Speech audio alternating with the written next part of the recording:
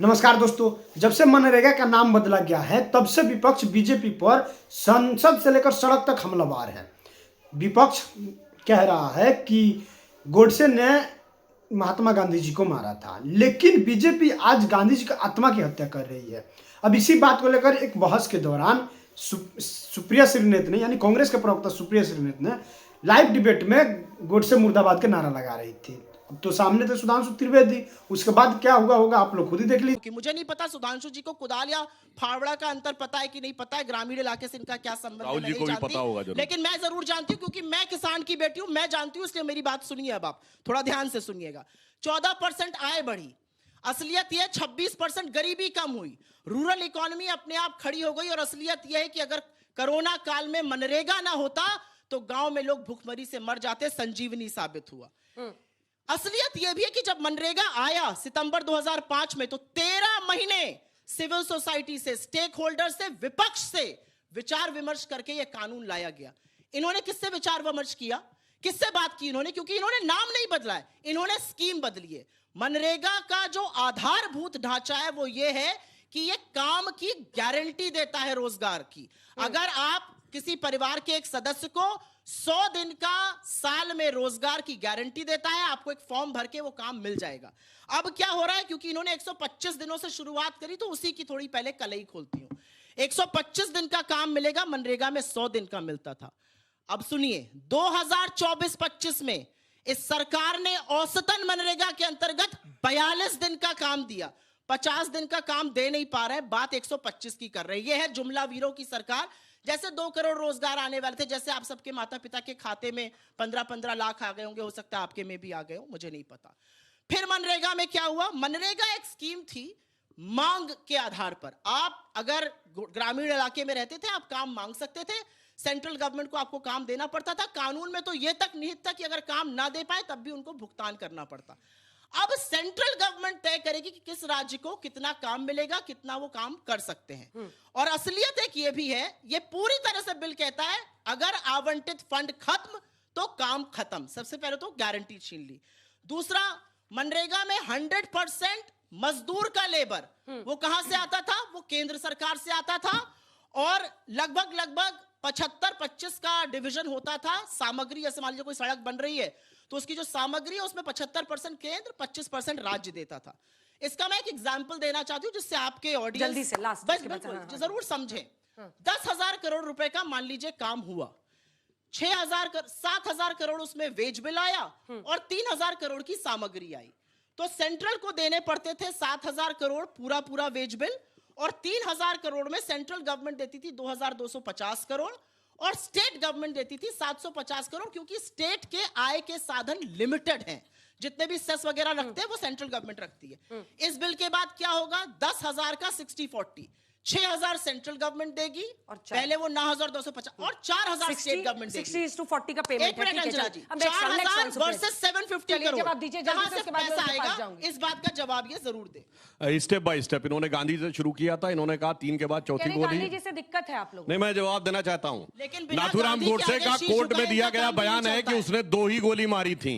ये तीसरी गोली किसने मारी थी, ये जरा पहले क्लियर होना चाहिए, और कोई भी जाके चेक कर ले इसको, ये ऑन रिकॉर्ड है। आपकी विचारधारा ने, अरे आपकी विचारधारा ने क्या तीसरी गोली किसने मारी थी? और सुनिए, एक मिनट, और अगली गोली आप चला रहे हैं। अरे आपके अंदर अपने अपने टर्न पे बोलिए भाई।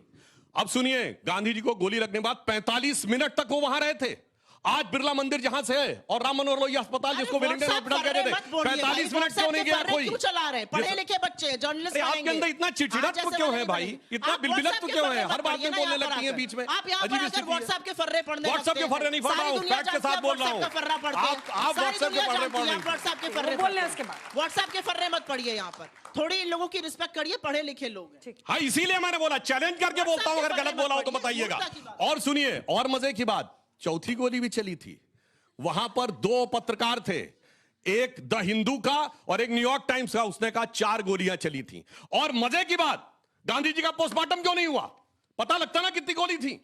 पुलिस ने किस आधार पे किया? कोई जांच नहीं हुई। गांधी जी पे मौत से, आज सुनिए, आपने अपने टर्न पे बोलिए भाई। आरएसएस नहीं, अभी आप लोगों को जानकारी नहीं है, मत परेशान होइए। 13 दिन पहले मदन लाल पावा ने बम फेंका था, गांधी जी कितनी सिक्योरिटी दी गई थी? और उस समय मदन लाल पावा को छोड़ दिया गया, जबकि मोरारजी देसाई बॉम्बे प्रेसिडेंसी के होम मिनिस्टर थे। उन्होंने लिख के केंद्र सरकार को भेजा कि मुझे आश्चर्य है कि आपने छोड़ दिया और उसके साथ साथ वो कह रहा नाथूराम गोडसे मेरा गुरु है, पर आप उसको अरेस्ट नहीं कर रहे हैं। ये 13 दिन पहले घटना थी। खैर, इसलिए वो सारा विषय छोड़िए। महात्मा नहीं बोलेंगे, ये मोहम्मद अली जिन्ना ने कहा था। इसीलिए आप सब ने जितनी मूवीज देखी होंगी उसमें जिन्ना हमेशा मिस्टर गांधी बोलता है, महात्मा नहीं। और ये लोग नतमस्तक हो गए थे उसके आगे जाके, और इन्होंने अपनी सरकार में शामिल किया था। लियाकत अली ने इंटरिम सरकार का बजट पेश किया जो जाके पाकिस्तान का प्रधानमंत्री बना। इसलिए वो बात छोड़िए। अब आइए साहब, सिविल सोसाइटी की बात इन्होंने कही। अरे साहब, आपके जमाने में तो सिविल सोसाइटी पूरी सरकारें चला रही थी। नेशनल एडवाइजरी काउंसिल क्या थी? भारत के संविधान का सबसे बड़ा मजाक, जहां दर्जा प्राप्त कैबिनेट मंत्री की हैसियत प्रधानमंत्री से ऊपर होती थी। इस ढंग की व्यवस्था कभी भारत के संविधान में आज तक नहीं बनी थी। अब मैं बता रहा हूं जो इनके सामने समस्या क्या है। जो वो दी जा रही थी वेजेस, अब सरकार ने उसको बायोमेट्रिक कनेक्टेड कर दिया है। तो जो फर्जीफिकेशन होता था कि काम 50 लोगों ने किया और कोई 100 लोगों का वेज ले लेगा, वो अब नहीं हो सकता। वीकली उसका वो मॉनिटरिंग शुरू कर दी है। तो अब हर हफ्ते का हिसाब देना पड़ेगा, कितना पेमेंट दिया, कितना काम कराया। तो ये भ्रष्टाचार की संभावनाओं को समाप्त किया। जैसे वेस्ट बंगाल के 19 डिस्ट्रिक्ट्स में निकला कि काम हुआ ही नहीं, अथवा एक ही काम पे बार बार पेमेंट करा दिया गया। तो इस कारण से ये स्थिति आई है। भी सवाल लेने हैं। उतना ही बड़ा दूंगी जितना बड़ा उन्होंने दिया है। इन्होंने गांधी और जिन्ना की बात करी। जिन्ना की मुस्लिम लीग के साथ तो मिलकर आप नॉर्थ वेस्ट फ्रंटियर प्रोविंस में, सिंध में और बंगाल में सरकारें चला रहे थे। श्यामा प्रसाद मुखर्जी तो उस बंगाल सरकार में डिप्टी चीफ मिनिस्टर थे, जिसके चीफ मिनिस्टर फजलुल हक थे, जिन्होंने पाकिस्तान प्रस्तावित किया था। असली बात, पहले बात जिसकी भी पार्टी थी, फजलुल हक ने लाहौर के सेशन में पाकिस्तान बनाने का प्रस्ताव पारित किया था। जब सारा देश क्विट इंडिया मूवमेंट कर रहा था, तो ये अंग्रेजों को चिट्ठी लिख के बता रहे थे इसका दमन कैसे किया जाए। ये आपकी असलियत है, मेरा मुंह यहां पर मत खुलवाइए। और भाई एक बात बताइए, आप कहते हैं कि 2 गोली चली, 3 चली, 4 चली, इतना फर्जी वाला। आप एक बार जोर से आज नाथूराम गोडसे मुर्दाबाद का नारा लगाइए। जोर से लगाइए नारा हमारे साथ मिलकर, नाथूराम गोडसे मुर्दाबाद। लगाइए जोर से नारा, लगाइए जोर से नारा। आज लगाइए आप जोर से नारा, अगर हिम्मत है तो लगाइए जोर से नारा। और एक मिनट अभी लगाइए, इसके बाद लगाइएगा, हमारे साथ मिलकर लगाइएगा। लगाने तो दीजिए। अब इन्होंने बोला मनरेगा में फर्जीवाड़ा होता था। अच्छा भाई, तो 14% आय ऐसे ही बढ़ गई रूरल इंडिया की। लेकिन चलिए, अगर मैं आपकी 1 सेकंड के लिए बात मान भी लूं कि सब फर्जीफिकेशन हो रहा था मनरेगा में, जो व्हाट्सएप पे आपकी आईटी सेल भेजती है वही आप यहां के बोल रहे हैं, तो 11 साल से फर्जीफिकेशन होने क्यों दिया? जरा ये बताइए। 11 साल तक झुंझुना बजा रहे थे क्या बैठकर सरकार में? 11 साल तक फर्जीफिकेशन हो रहा है, माथे पर शिकन नहीं आ रही है। 125 दिन का कर देंगे, 42 दिन का दे रहे हैं। किस तरह की व्हाट्सएप फर्रे की बात करते हैं? नाथूराम गोडसे मुर्दाबाद भी बोल दे। अरे लगाए नारा। 1 मिनट, अब बताता हूं, सुनिए मुर्दाबाद, नाथूराम गोडसे मुर्दाबाद। सुनने दीजिए। आपने कहा गांधी व्यक्ति नहीं विचार थे। छोड़िए, नारा लगाइए। अरे सुनिए, मैं जवाब देता हूं, उसके बाद बोलिएगा। अब सुनिए, गांधी व्यक्ति नहीं विचार थे। गांधी का विचार क्या था? नाथूराम गोडसे चिल्लाने लगी, क्या बेहुदेपन हरकत कर रही है? मुर्दाबाद लगाइए नारा। सुनने तो दीजिए, अभी जवाब दूंगा तब देखिए गले में हलक अटक जाएगा। महात्मा गांधी, अरे सुनिए तो देखिए, चिल्लाती जा रही है। पता नहीं इतना चिड़चिड़न इनके अंदर क्यों है, समझ में नहीं आता। दर्शकों से क्वेश्चन पूछना चाहिए, एक प्रवक्ता बताइए जिससे उलझती ना हो।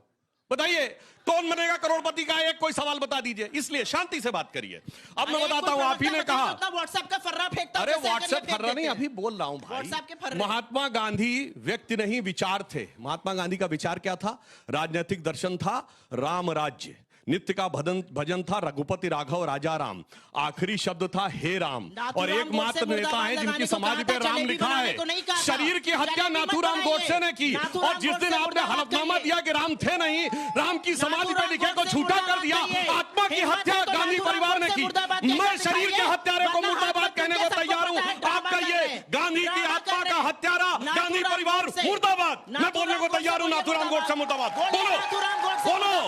बोलो, गांधी व्यक्ति नहीं विचार थे। बोलो, ये असलियत है। देखिए, मैंने कहा हलक में अटक जाएगी। भारतीय जनता, एक मिनट, जो कांग्रेस पार्टी जो सबसे मुद्दे पर घेर रही है विपक्ष पर, नहीं आपका 10 सेकंड, सारा स्टूडियो और आपके सारे व्यूअर्स देख रहे हैं, भाजपा का सांसद खड़ा हुआ है, नाथूराम गोडसे मुर्दाबाद। मैंने तो कहा मैं तैयार हूं, तुम बोलो। शरीर बड़ी की आत्मा, मैं कहता हूं आत्मा का हत्यारा मुर्दाबाद। खत्म। Bye bye, tata, good bye.